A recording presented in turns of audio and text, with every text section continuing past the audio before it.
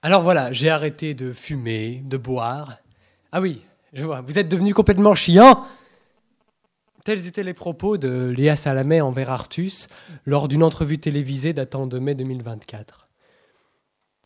J'entends souvent ce genre de réflexion à mon égard et je dois reconnaître que ça fait dans ma tête comme un grand n'importe quoi. Mesdames et messieurs, bonsoir, bienvenue.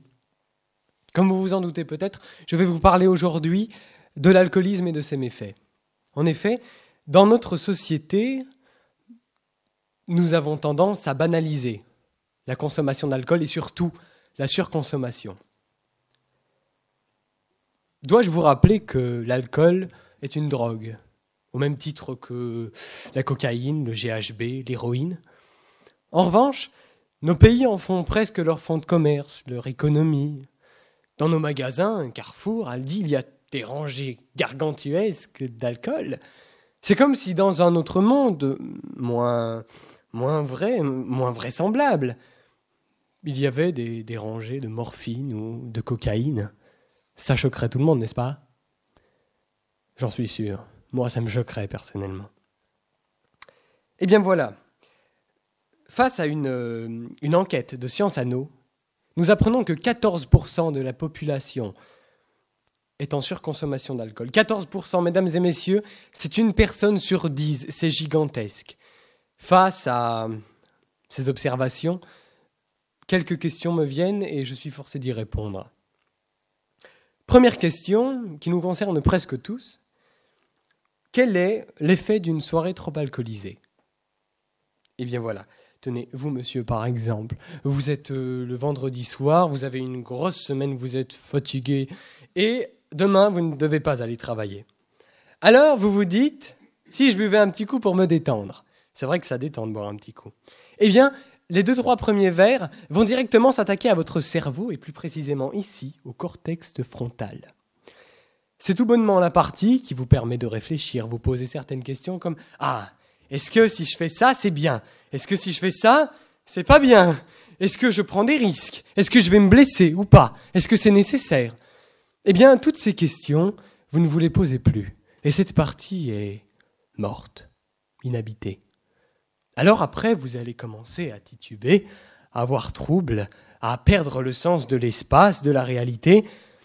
Et après cela, l'alcool s'attaquera à votre partie du cerveau que l'on appelle la partie reptilienne. C'est une partie fondamentale pour la survie. Eh bien, quand l'alcool arrivera ici, il y aura un rejet gastrique. Et vous vomirez. Ce n'est pas très charmant, mais c'est ainsi. Alors gardez toujours un seau auprès de vous quand vous buvez un peu trop. Vous vomirez donc, et si ce n'est pas encore assez, que vous en voulez encore, vous tomberez dans un coma, que l'on appelle le coma éthylique. Alors voyez les conséquences d'une chouette soirée pour vous détendre. Venons-en à la deuxième question. Quel est l'effet de l'alcool sur le long terme ? Nous sommes ici dans l'étape entre l'alcool dite joyeuse et amusante et l'alcoolisme. En effet, on peut très bien boire un peu trop sans pour autant être alcoolique. Alors au début, eh bien, vous ne tomberez plus dans le coma. Bonne nouvelle, mais vous vomirez toujours. Après, vous ne vomirez plus, mais vous aurez toujours tendance à tituber, à avoir mal à la tête et voir trouble. Et puis, petit à petit, votre organisme va s'habituer. La dose d'alcool dans votre sang sera la même, voire plus grande, mais vous ne sentirez plus rien. C'est comme le sport, voyez, vous faites du sport, eh bien vous vous améliorez, vous vous habituez, et vous ne sentez pas la différence. Eh bien c'est pareil, c'est une habitude. Eh bien, c'est en effet arrivé l'addiction. Maintenant, troisième et dernière question à laquelle je vais répondre, je vous demande de m'excuser. Quand devenons-nous vraiment alcooliques ? Eh bien, peu de temps après, ne vous en faites pas pour ceux qui étaient inquiets. Un jour, sous un prétexte quelconque, vous partez en vacances en famille, ou alors vous allez vous occuper de votre petit-neveu de 5 ans. Eh bien, il est inconcevable de se dire que vous allez aller devant eux, devant la société, en ingurgitant autant d'alcool que vous ingurgitez depuis 3 semaines seul dans votre salon. Alors il va falloir se retenir, se dominer, bien sûr.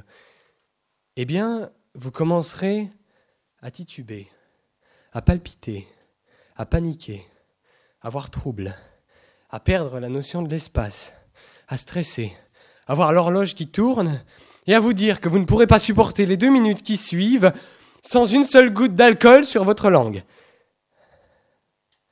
Mais c'est trop tard. Vous serez pris.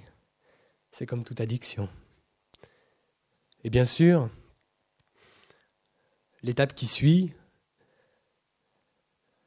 est moins joyeuse. Vous vous en doutez que, après toutes ces péripéties, nous arrive la fatalité de la vie, mais précoce, pour certains. Alors, effectivement, Léa Salamé, peut-être que c'est ennuyant de ne pas boire d'alcool, mais je vous jure que moi je m'en sors très bien. Et il me semble qu'il n'est pas nécessaire. Et je pense même que nous pouvons être fiers de ceux qui ne boivent pas d'alcool, de ceux qui diminuent leur consommation, qui font des efforts. Alors, ici, je ne vous fais pas la morale, je vous avertis ou vous tiens au courant, comme vous préférez. Mais en tout cas, je vous donne un petit conseil à tous ceux qui ont l'habitude, comme moi, d'avoir ce genre de réflexion. « Oh, tu ne bois pas d'alcool, mais tu es ennuyant, Hugo. » Enfin, si vous vous appelez Hugo, parce que moi je m'appelle Hugo. Mais... Eh bien, une réponse qu'Artus a donnée, que je trouve non pas philosophique, mais d'une puissance forte et qui a tout son sens. Madame Salamé, je vous emmerde. Merci de m'avoir écouté.